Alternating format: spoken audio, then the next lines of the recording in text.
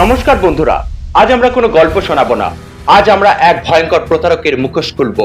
চাপড়ার প্রভাবশালী ব্যক্তি, নাম তার অমিত পরামানিক ওরফে সাহেব, যার কাছে বন্ধুত্ব মানে বিশ্বাসঘাতকতা আর আইন মানে হাতের মোয়া। আচ্ছা, আমরা কি কোনো সভ্য সমাজে বাস করছি, নাকি নদিয়ার চাপড়া এখন অন্য রূপে পরিণত হয়েছে?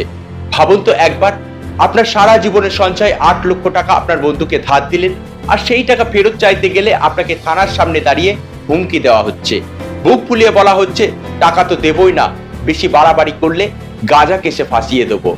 এই দম্ভ সাহেব পায় কোথায়? কার ছত্রছায়ায় এই প্রভাবশালী ব্যক্তি হুমকি দেওয়ার সাহস পায়? আজকের প্রতিবেদনে আমরা শুধু সাহেবের জালিয়াতি দেখাবো না, আমরা আঙুল তুলবো সেই সিস্টেমের দিকে যার অপরাধীকে একটা সাহস জুগিয়েছে। আজ আমি মুখোশ খুলে দেবো সেই অমিত পরামানিক ওরফে সাহেবের, যে নিজেকে আইনের ঊর্ধ্বে মনে করে।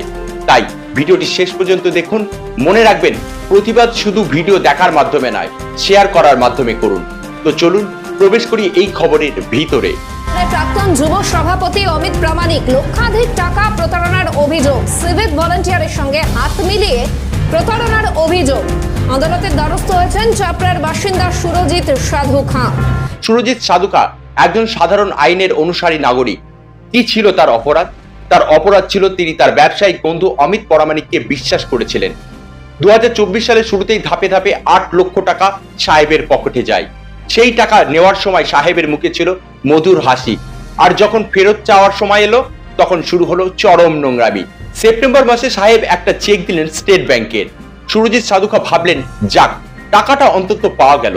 কিন্তু ব্যাংকে যেতেই আকাশ ভেঙে পড়লো তার মাথার উপরে। ব্যাংকের রিপোর্টে বলছে এই অ্যাকাউন্টে টাকা নেই। তার মানে কি? সাহেব জেনে বুঝে সুরজিৎ সাধু খাঁকে একটা স্রেফ কাগজের টুকরো ধরিয়ে দিলেন তাকে নিয়ে রসিকতা করার জন্য। এটা কি স্রেফ চেক বাউন্স, নাকি এটা ডিজিটাল ইন্ডিয়ার যুগে এক ভয়ঙ্কর প্রতারণা?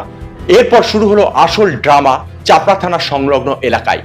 ভাবুন, থানার প্রাচীরের ওপারে আইনের রক্ষকরা বসে আছে, আর ঠিক তার পাশেই সাহেব তার বাহিনী নিয়ে ওত পেতে বসে আছে।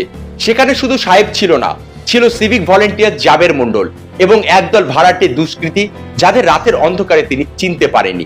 একজন সিভিক ভলেন্টিয়ার্সের কাজ কি? ট্রাফিক সামলানো বা পুলিশকে সাহায্য করা। কিন্তু এখানে জাবের মন্ডলকে দেখা যাচ্ছে অপরাধীর বডিগার্ড হিসাবে। সুরজিৎ সাধু খাঁকে চারিদিক থেকে ঘিরে ফেলে তার পকেট থেকে অরিজিনাল চেক কেড়ে নেওয়ার আপ্রাণ চেষ্টা চলে। যখন সুরজিৎ বাবু তার কষ্টের টাকার কথা বলে, তখন তাকে ঘিরে চলে কুৎসিত গালাগালি এবং হুমকি, যা শুনলে সভ্য সমাজের মানুষও ক্ষোভে ফেটে পড়বে। সাহেব তাকে স্পষ্ট জানায়, চাপড়া থানায় নাকি তার অবাধ যাতায়াত, কেউ তার কিচ্ছুটি করতে পারবে না। এই দম্ভ কি কোনো সাধারণ মানুষের হতে পারে? সবচেয়ে বড় প্রশ্ন হচ্ছে চাপড়া থানার তৎকালীন আইসির দিকে। সাহেবের বরাবরই দাবি চাপড়া থানায় তার খাস খাতির।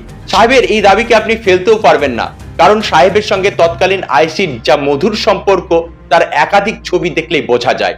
এছাড়াও চাপড়ার অলিতে গলিতে কান পাতলে তা নিয়ে আলোচনাও শোনা যেত। আর ঠিক সেই কারণেই একজন অপরাধী যখন বুক ফুলিয়ে বলে যে কাউকে গাঁজা কেসে ফাঁসিয়ে দেবে, তখন বুঝতে হবে সেই আত্মবিশ্বাসের যোগানদাতা খোদ থানার ভিতরেই কেউ। গাঁজা কেস কি তবে এখন প্রভাবশালীদের একটা পকেট অস্ত্র?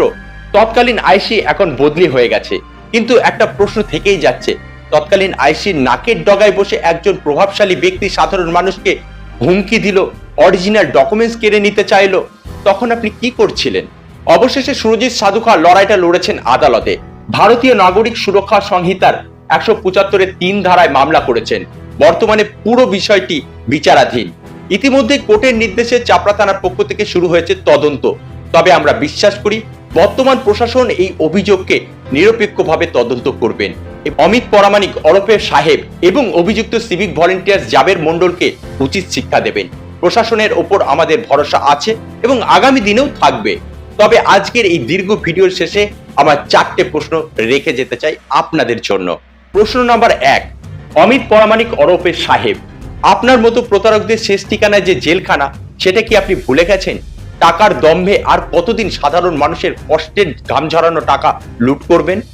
প্রশ্ন নম্বর 2, সিভিক ভলেন্টিয়ার জাবের মন্ডল, আপনি কি সরকারি বেতনের বদলে অপরাধীদের মাসোহারা পান? আপনার মতো লোকেদের জন্যই আজ পুলিশ প্রশাসনের সম্মান ধুলোয় মিশেছে। প্রশ্ন নম্বর 3, তৎকালীন আইসি চাপড়া বদলি হয়ে গেলেই কি দায় এড়ানো যায়?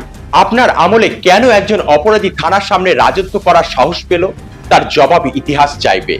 প্রশ্ন নাম্বার 4, সাধারণ মানুষের কাছে আমার প্রশ্ন, আর কতদিন আমরা এই রকম সাহেবের কাছে প্রতারিত হব? আপনার এলাকায় কি এমন কোন সাহেব আছে? কমেন্ট বক্সে জানান, ভিডিওটি শেয়ার করুন, সত্যকে আড়াল করতে দেবেন না। জয় হিন্দ, থ্যাঙ্কস ফর ওয়াচিং এবং অবশ্যই জুড়ে থাকবেন পরবর্তী পার্ট 2 দেখার জন্য।